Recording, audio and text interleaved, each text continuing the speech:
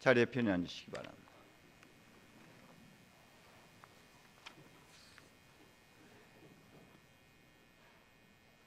성탄 하셨습니까? 성탄 중이신 분도 계십니까? 아니면 아직도 캄캄한 밤인가 봐 어둠 속을 헤매고 계시지는 않습니까? 오늘 일독서 말씀 속에 어둠 속에 헤매는 백성이 큰 빛을 볼 것입니다. 캄캄한 땅에 사는 사람들에게 빛이 비춰올 것입니다 라는 말씀은 성탄의 의미를 깊이 담고 있습니다. 이 시대의 성탄이라고 하는 것은 그분이 오심으로 말미암아 우리의 캄캄함, 우리의 절망, 우리의 고난이 이제 희망으로, 기쁨으로, 평화로 바뀌어지게 됩니다. 그것이 성탄의 의미입니다.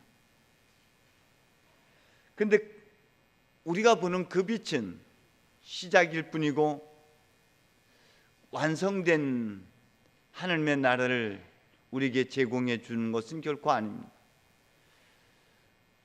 때문에 캄캄한 곳에서 보는 그 빛은 대낮처럼 밝고 환한 것이 아니라 깊은 어둠 속에서만 볼 수 있는 작고 희미한 빛입니다.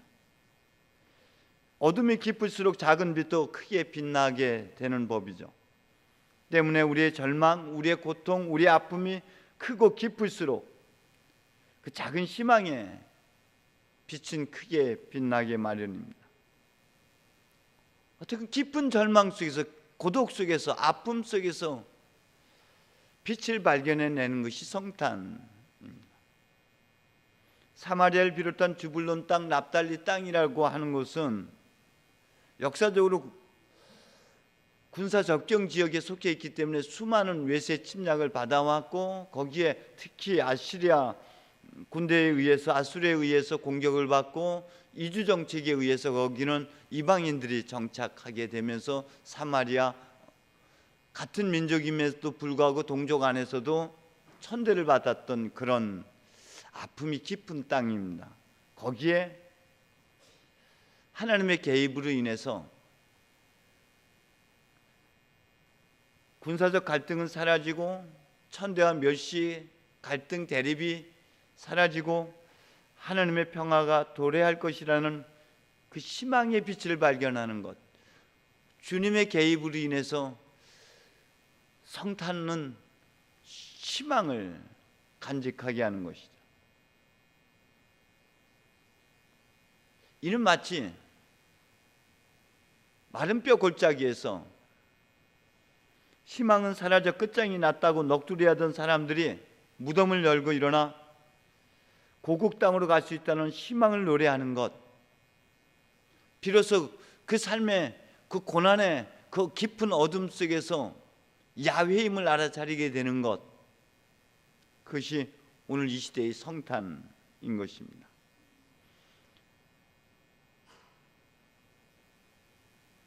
이 성탄은 희망이 비치고, 그 희망의 빛으로 인해서, 아주 작은 희망의 빛으로 인해서 쇠약한 무릎을 다시 죽은 자 같았던 우리가 무릎을 일으켜 세우고 평화를 노래하고 희망을 노래하는 사람들로 변화되는 것, 절망 속에서 신음하던 그 신음소리가 희망의 노래로 바뀌어지는 것, 그렇게 변화되는 사람들, 그 변화 속에서 성탄이 이루어지는 것입니다. 그런데 그 희망은 외부적인 것에서 찾아지고 발견되어지는 것이 아니라 각자의 심연에서부터, 각자 자기 자신 안에서부터 발견되어지는 것들입니다. 우리의 마음은 참 신비한 것입니다. 밥은 40일을 안 먹어도 살 수 있는데 희망이라는 건 단 2초라도 놓치면 우리가 더 이상 살아갈 수가 없다고 합니다. 우리의 마음은 신비체입니다. 상황이 힘든 것이 아니라 그것을 상황을 바라보고 인식하고 해석해내는 우리의 상태가, 우리의 관점이 굉장히 중요한 것이죠.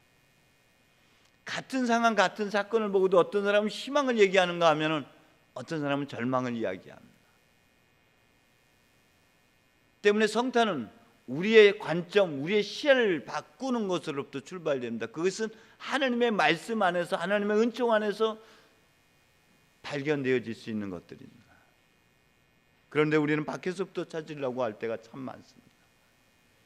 오늘 요셉과 마리아의 고달픈 삶의 여정을 연상해 보시기 바랍니다.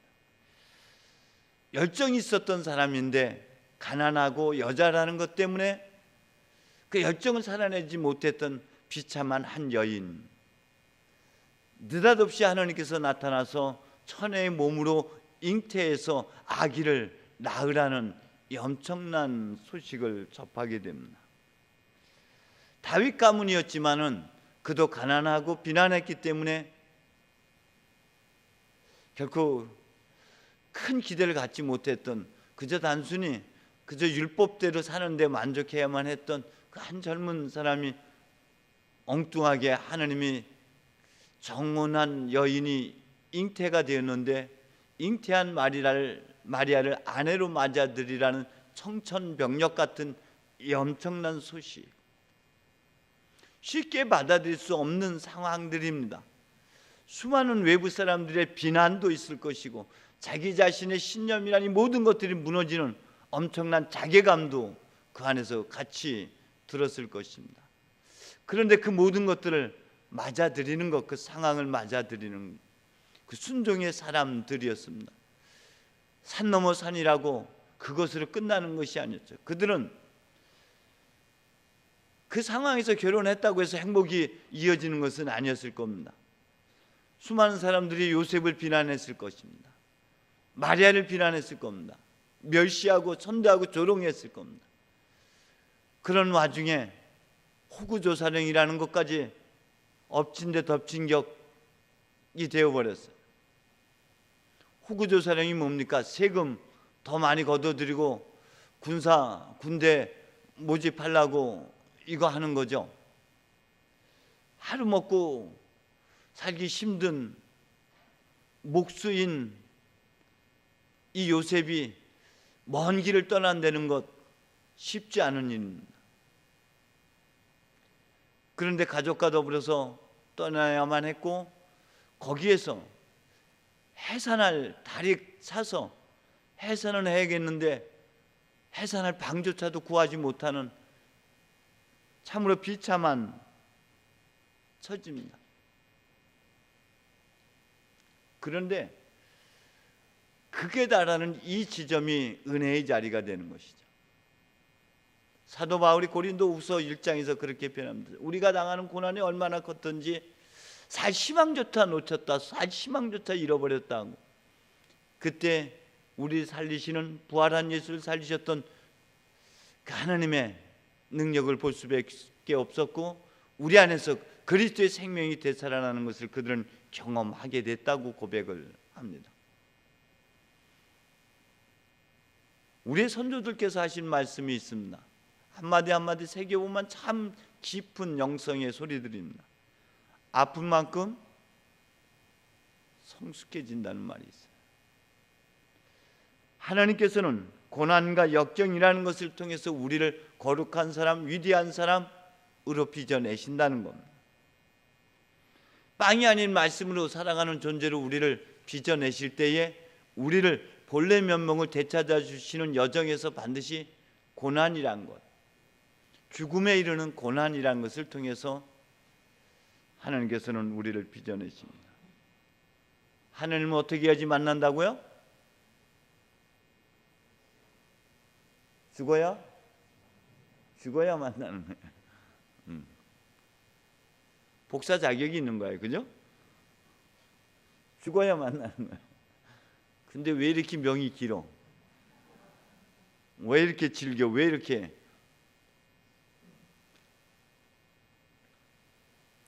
거센 비바람과 광풍을 맞으면서 열악한 상황에서 자라난 나무는 그 뿌리가 깊고 넓게 뻗어갑니다. 위대한 사람일수록 아픔과 상처를 딛고 성장하지 않은 분이 없어요. 수많은 절규 속에서 위대함으로 빚어내 옵니다. 우리 영성이라는 것이요, 좌선에서 성경을 통달해서 앉아서 형성되는 것이 영성이 아니라 깊은 고난 속에서 빚어지는 것이, 깊어지는 것이 영성이라는 거예요. 땅은 아직 모양을 갖추지 않고 아무것도 생기지 않았는데 어둠이 깊은 물 위에 뒤덮여 있었고 그 물 위에 하나님의 기운이 시돌고 있어. 하나님이 빛이 생겨라 하며 빛이 생겨났다. 그 때가, 하나님의 때가 찼을 때, 달이 찼다라는 것은 바로 그 때가 찬 거예요. 사람마다 그 때는 각각 다를 것입니다.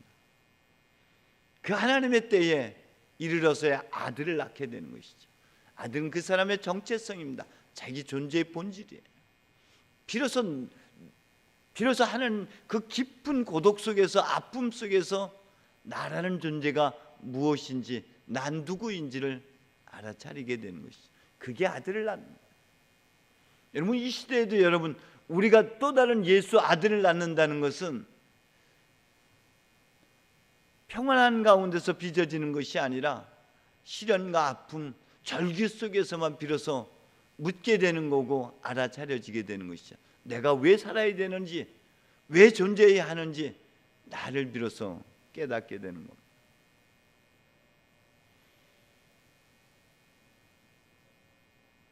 여러분, 밤을 새워가며 양떼를 지키는 목자든, 그들은 영적으로는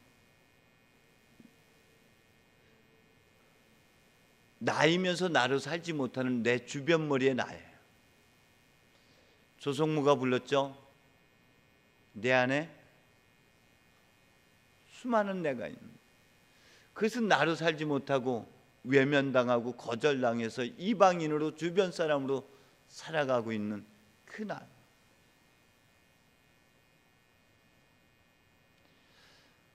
그래서 내가 나를 찾아지는 성탄하는 그 순간에 흩어져 있던 내가 하나로 모아지게 됩니다. 그래서 아들이 돌아오고 딸이 돌아오는 자리가 되는 것이죠. 자, 올라가자. 야훼의 산으로. 야곱의 하나님께서 계신 성전으로 올라가자. 그에게서 길을 배우자. 야훼의 집이 서 있는 산 맷뿌리에 우뚝 서는 바로 그때가 모아들여지는, 비로소 나로 찾아지는. 목자들은 여성성을 상징합니다. 돌봄을 상징합니다. 그래서 아들 예수가 나고 딸 목자들이 돌아와서 그 표식을 보게 되는 것이죠.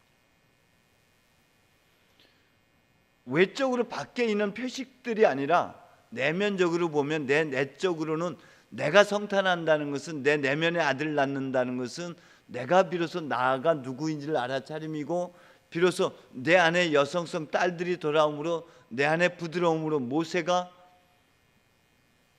40년의 목자 생활을 통해서 비로소 부드러움을 회복해서 용감한 자가 아니라 눈물 흘릴 수 있는 위대한 자가 되어지었을 때 비로소 참 길을, 한 균형 잡힌 삶을 살아낼 수가 있는 것.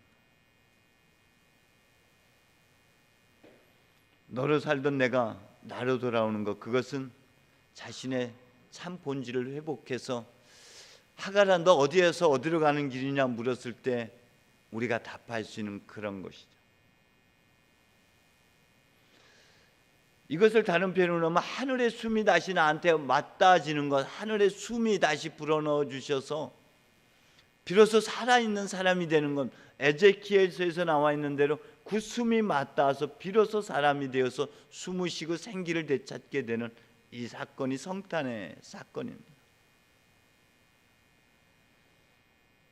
여러분, 하늘 높은 곳에는 하나님께 영광, 땅에서는 그가 사랑하는 사람들에게 평안을 노래한다는 것은 우리가 비로소 균형 잡힌 삶이 되어서 그 길을 간다는 것, 그 삶을 살아낸다는 것이 그 노래라는 것입니다. 단순히 우리가 합창으로 부르는 노래가 아니라 삶에서 불려지는 노래인 거죠. 곧 그리스도이신 예수의 삶을 통해서 이 평화를 이루어냈던 것처럼 우리의 삶은 이제 선행의 삶이 되어야 되는 것이고 거룩한 삶으로 회복되어져야 되는 것이 성탄입니다. 우리는 하나님의 호흡 안에서, 하나님의 숨 안에서 새로운 희망과 비전을 찾아내야 됩니다. 여전히 하나님은 지금 이 땅에서 희망을 불어넣기를 원합니다. 평화를 불어넣기를 원합니다. 그런데 그분이 지금 마땅의 사람이 없어요. 마땅히 입을 사람을 지금 그분은 여전히 찾고 있다는 것입니다. 2000년 전에 마리아의 몸을 빌어서 이 땅에 오셨다면 이제 다시 여기서는 여러분의 몸을, 스테반 어디 갔어? 저 위에 있지. 아까 깜짝 놀랐지? 스테반 몸을 빌어서 이 땅에 오기를 원하십니다. 내일 스테반을 보십시오. 스테반의 몸을 입고 오신 예수를 만나시기를 바랍니다. 스테반만 예수의 몸이 되셔야 되겠습니까? 우리 마태 회장님도 내일 하나님께서 마태의 몸을 입고 이 땅에 오실 줄로 믿습니다. 여러분 각자의 몸을 입고 주님은 이 땅에서 새로운 구원의 역사를 써내려가기를 원하십니다. 흔히 우리가 그래서 사도행전, 성령행전이라고 하는데 제5복음서를 이제 우리를 통해서 새롭게 써내려가실 것입니다. 이 땅에 오시는 예수는 여러분의 몸을 입고 여러분을 통해서 또 다른 복음서를 쓰기를 원하십니다. 그래서 여러분 각자가 내가 복음서를 쓰기를 간절히 소망합니다. 기도합시다. 주님, 이 시대 볼품없는 우리를 통해서 다시금 하나님 구원의 역사를 펼치기를 원하십니다.